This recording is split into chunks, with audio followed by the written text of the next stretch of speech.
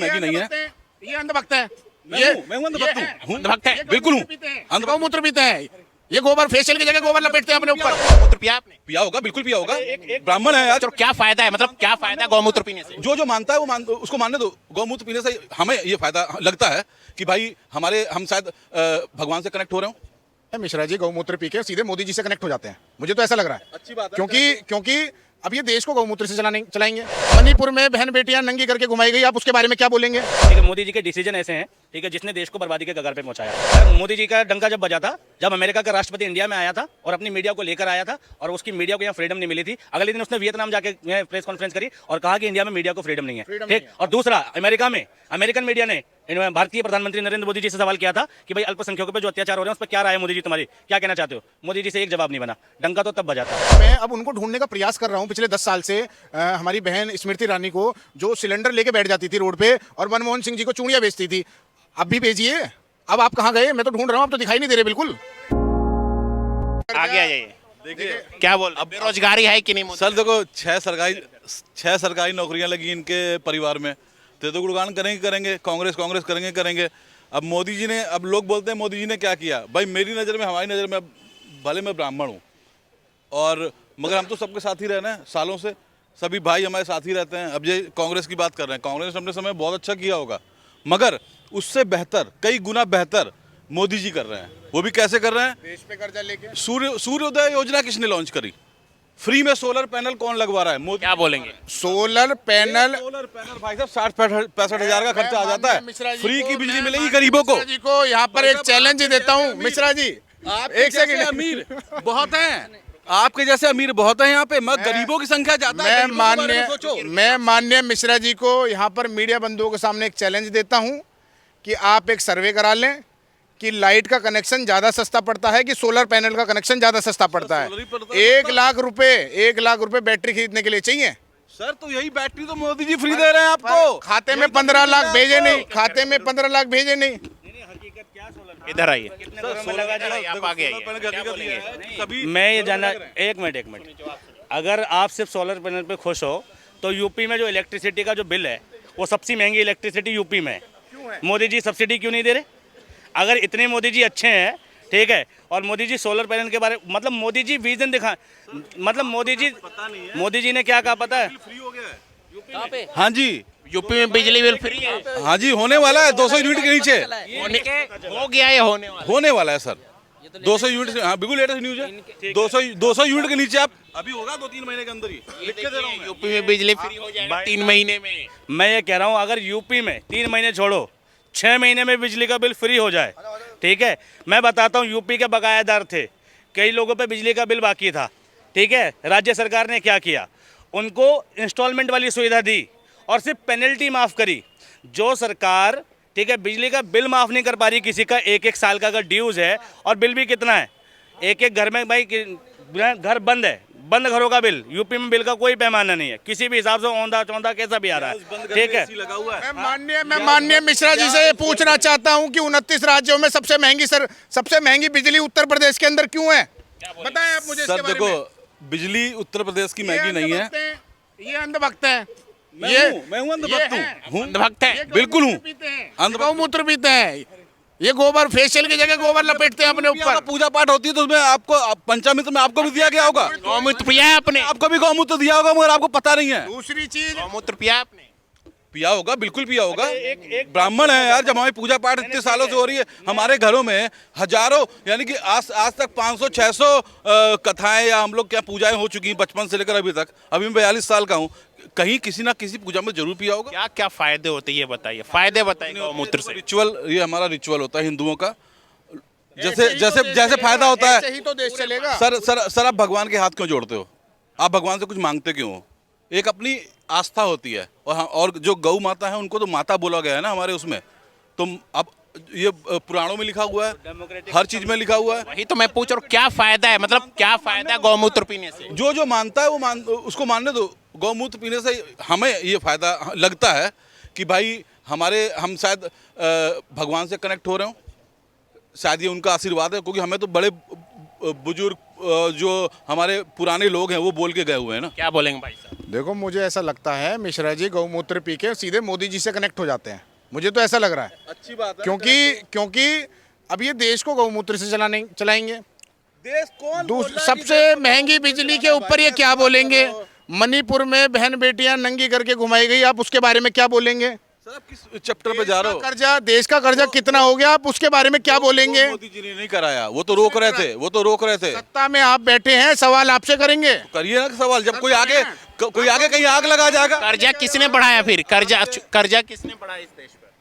Sir कर्जा बढ़ाने का और घटाने का कुछ नहीं, अगर ढंग से आप जाके रेशियो देखोगे ना, चीजें कम हो रही हैं।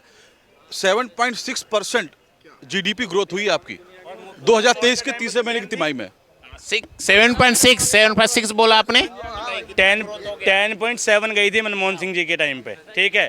पर कैपिटा इनकम में इंडिया कहाँ स्टैंड करता है अभी? सर कोरोना को तो देखो, कोरोना की बात। अच्छा, कोरोना सिर्फ इंडिया में था? नहीं, पूरे वर्ल्ड में था। नहीं, सब कुछ बर्बाद हो गया था सर। उसके बाद फिर से उठाया है, उसके बाद 7.6 हो रही हो। चाइना को आप कम्पीट कर रहे हो, चाइना को आप मैन्युफैक्चरिंग में कम्पीट कर रहे हो।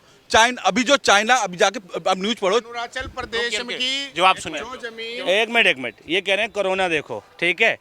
कोरोना सिर्फ इंडिया में था और देशों में भी था, एक बात नहीं। और दूसरी बात, ठीक भाई, इंडिया की जो कोरोना से पहले से जीडीपी गिर रही थी इंडिया की। जब से मोदी जी आए थे जीडीपी 6 थी, 5 थी, ठीक है। मोदी जी के डिसीजन ऐसे हैं, ठीक है, जिसने देश को बर्बादी के कगार पे पहुंचाया।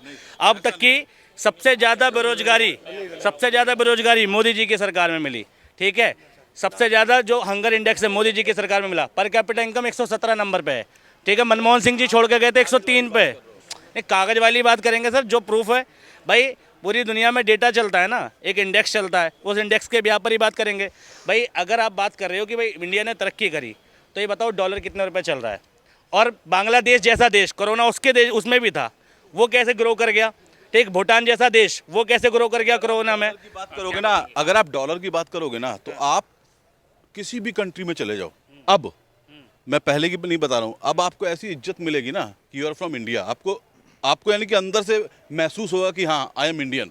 मोदी जी ने ये किया है, आपकी इज्जत बढ़ाई है पूरे बहुत बड़े विश्व में डंका बज रहा है, ये कहना चाह रहे हैं। भाई मोदी जी का डंका जब बजा था, जब अमेरिका का राष्ट्रपति इंडिया में आया था और अपनी मीडिया को लेकर आया था, और उसकी मीडिया को यहाँ फ्रीडम नहीं मिली थी। अगले दिन उसने वियतनाम जाके प्रेस कॉन्फ्रेंस करी और कहा कि इंडिया में मीडिया को फ्रीडम नहीं है, ठीक। और दूसरा, अमेरिका में अमेरिकन मीडिया ने भारतीय प्रधानमंत्री नरेंद्र मोदी जी से सवाल किया था कि भाई अल्पसंख्यकों पे जो अत्याचार हो रहे हैं उस पर क्या राय है मोदी जी तुम्हारी, क्या कहना चाहते हो? मोदी जी से एक जवाब नहीं बना।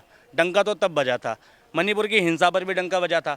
ये जो वहम है ना कि विदेशों में डंका बज रहा था, भैया पूरे 100 कंट्री की लीडरशिप की थी इंदिरा गांधी ने, ठीक है। पंडित जवाहरलाल नेहरू का टाइम का वीडियो देख लो, ठीक है।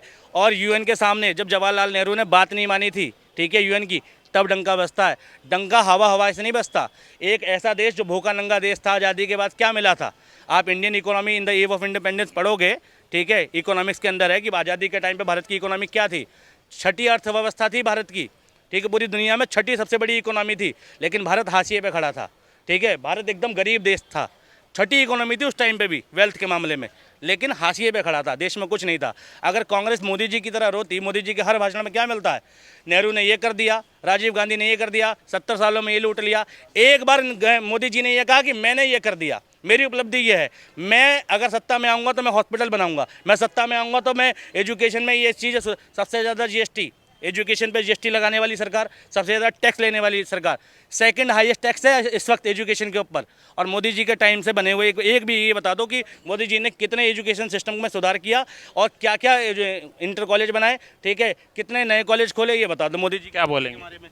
सर देखो, डेवलपमेंट्स तो हो रहे हैं, जिसे आपने बताया कि कांग्रेस की सरकार ने ये किया था अपने टाइम पे। देखो, जब वो सरकार में आएंगे उनको कुछ ना कुछ तो करना ही पड़ेगा ना, मगर इसको नए, तो इन्होंने भी बहुत कुछ किया है। आप इनका देखो तो क्या क्या, जैसे पहले आप कर्जा लिया है इन्होंने कर्जा लिया है, 3 गुना कर्जा कर दिया। आपको मुंबई बाई रोड जाना है, आज से 10 साल पहले कितना टाइम लगता था? देखिए रोड बोल रहे, रोड बन गया। अच्छा, उस पे टोल कितना लगता है? टोल कितना देना पड़ रहा है? उस पर सर टोल बताइए। सर कितना देना अब पड़ता आप पेट्रोल कितने रुपए लीटर है ये भी बताइए। आप या तो गवर्नमेंट के खजाने से खर्च करके गवर्नमेंट को खाली कर दो, या तो आप सिस्टम से चलाओगे ना। तो पास तो पैसा क्यों नहीं अप्लाई होती थी गवर्नमेंट पे? जब सिलेंडर के रेट 10-20 रुपए बढ़ते थे तब अप्लाई क्यों नहीं होती थी? जब से पेट्रोल के रेट 2 रुपए 3 रुपए बढ़ते थे तब क्यों नहीं अप्लाई होती थी? तब ये वाले तरक्की क्यों नहीं दिए जाते थे? अभी पेट्रोल और डीजल पे जो टैक्स लग रहा है, ठीक है, वो 60 रुपए के करीब लग रहा है, ठीक है, सबसे ज़्यादा टैक्स लग रहा है। भाई पहले की गवर्नमेंट तो इतना टैक्स भी नहीं ले रही थी, तब भी विरोध था।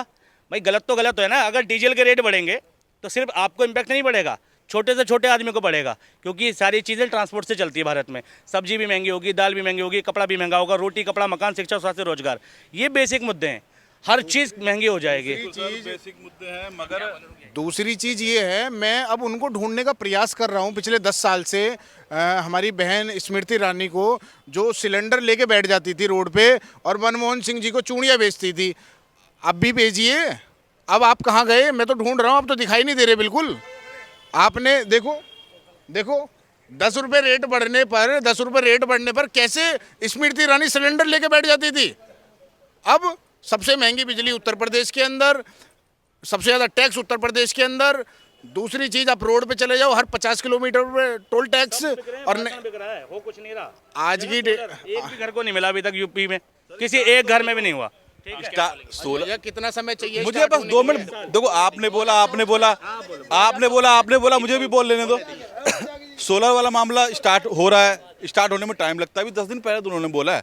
चीज़ें इंडिया है सर, करोड़ों लोग रहते हैं, करोड़ों लोगों के बीच में मैनेज करना होता है, देखना होता है भाई कहाँ क्या लगना है, कहाँ क्या नहीं लगना है, कहाँ कितना खर्चा आ रहा हो, प्लानिंग हो रही है। सर तो वही तो सवाल उठ रहा है ना